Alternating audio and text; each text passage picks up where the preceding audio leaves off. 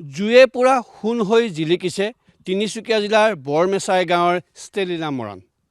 আমি ষ্টেলিনা মৰাণৰ ঘৰত উপস্থিত আছোঁ। 93.6% পাবলৈ সক্ষম হৈছে এইগৰাকী ছাত্ৰীয়ে। আমি তেওঁৰ ওচৰলৈ আহিম। আমি ষ্টেলিনাৰ ওচৰলৈ আহিছোঁ। কেনেকুৱা লাগিছে পৰীক্ষাটো পোৱাৰ পাছত? ভালে লাগিছে নিজৰ মানে সাফল্যক লৈ। আৰু কোনে কোনে সহায় কৰিছিলে তোমাক পঢ়া সময়ত? মই এনেই হোষ্টেলত থাকিছিলোঁ, কিন্তু ঘৰৰ পৰা মা দেউতাহঁতে সদায় খবৰ লৈ থাকে। সদায় পৰীক্ষা পিছত অহাৰ পিছত কেনেকুৱা হ'ল সেইবিলাক লৈ থাকে। তাৰপিছত ঘৰৰ অহাৰ পিছতো মানে বহুত মানে যত্ন লয় পঢ়াটোক লৈ। কিমান কষ্ট কৰিছিলে?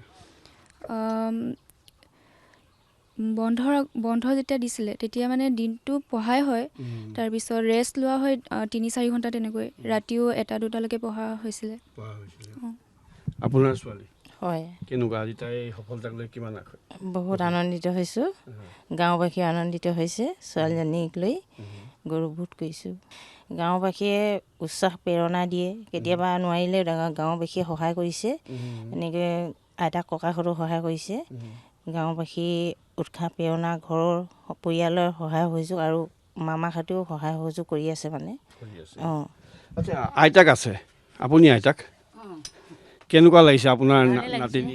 ভালে লাগিছে। মোৰ ডাঙৰজনী নাতিনী এনেকুৱা এটা ৰিজাল্ট কৰিলে বহুত ভাল লাগিছে। নথৈ আনন্দ লাগিছে। একদম বহুত ভাল লাগিছে। ছোৱালীজনী সফলতা কি খোৱালে?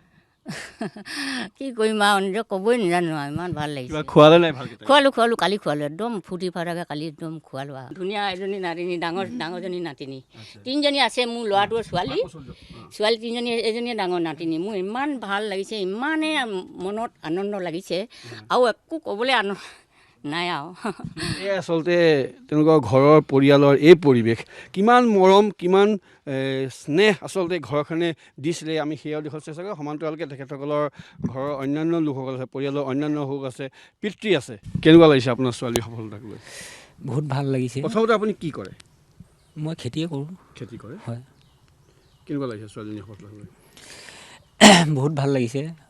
ভৱিষ্যতলৈ আৰু আগুৱাই যোৱাটো বিচাৰিছোঁ।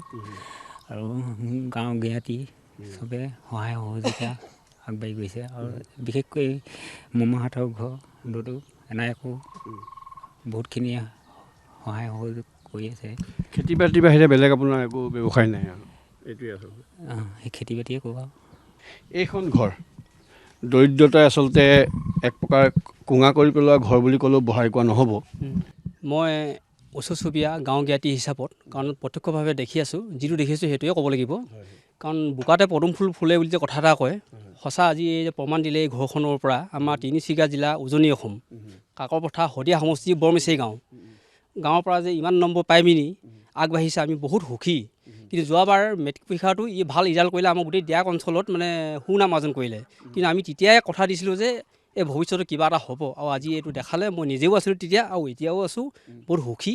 সেইকাৰণে এই ছোৱালীজনী ভৱিষ্যতত আমি এদিন ডাঙৰ মানুহ হ'ব বুলিয়ে গাঁওবাসী ৰাইজে আশা কৰে।